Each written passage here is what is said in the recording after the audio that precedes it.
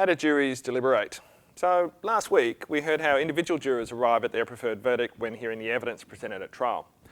We talked about the sorts of things that influence them and how they combine information, typically into a story about the events that led to the offence. What happens when they have to discuss their interpretation of the evidence and their preferred verdict with the other jurors? Well, over the next two videos, we're going to talk about how juries deliberate to reach a verdict, whether these deliberations influence individual jurors' views, and the different ways that jury deliberations can unfold, and what sorts of things influence how jurors deliberate. Now, in terms of factors that might influence how a jury deliberates, one of the things that people often think is important is the foreperson.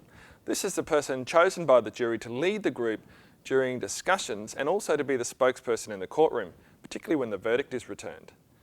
So, does who the jury selects as a foreperson make a difference to how the jury deliberates? Well, let's start with how the foreperson is selected and what they're typically like. Usually, the foreperson is elected by the jury. One view put forward by the Morris Committee in 1965 is that the foreperson should ideally possess the qualities of a good chairperson, but be no different from the other jurors. Sachs and Hastie's 1978 research suggests that the person chosen as the foreperson tends to be male, from a high socioeconomic background, be older, be the person who sits at the head of the jury table, and is the person who often speaks first during deliberations. Curiously though, Ellison and Munro 2010 found in a study with mock jurors that when the person who spoke first was a woman, it was still often the case that a male juror was nominated to be the foreperson. The woman speaking first was often nominating a man to be the foreperson. A common view is that the foreperson is very influential. McCabe and Furr's 1974 research suggests otherwise, however. In that study, the foreperson did not exert a greater influence on the decision compared to the other jurors. In contrast, Devine and colleagues' 2001 review of 45 years of jury research argued that the foreperson has a big influence on the style of deliberations, whether the jury focuses initially on trying to reach a verdict or on systematically evaluating the evidence. As such, it's possible that the foreperson might influence a verdict indirectly through the way in which the jury deliberates. It's also worth noting that the jury foreperson tends to determine who speaks and when, and so can shape the discussion in that way as well. Ellison and Munro's 2010 research and Manzo's 1996 study provide some evidence for this.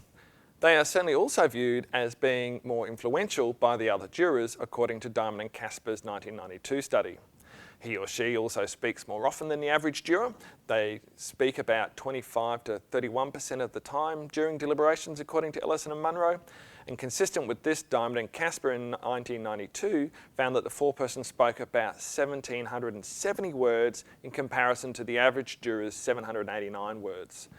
Now, much of what they said, however, was designed to help organise the jury rather than express a verdict preference. Okay.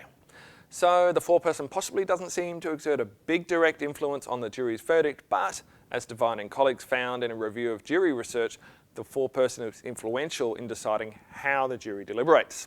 So let's look at how the jury deliberation itself influences or changes jurors' decisions.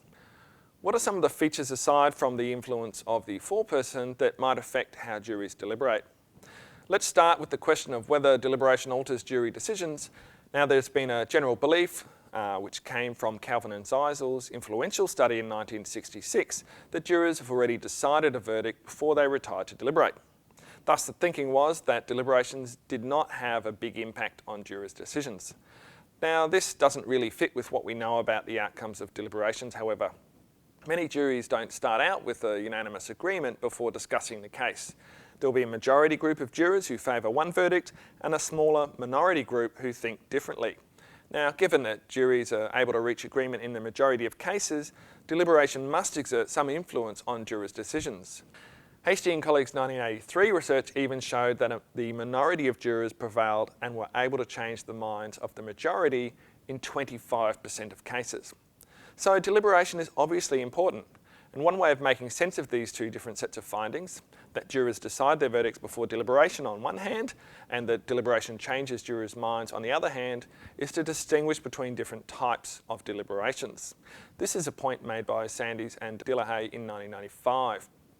One of the main distinctions identified by Lieberman and Krauss in 2009 is the difference between verdict-driven deliberations and evidence-driven deliberations.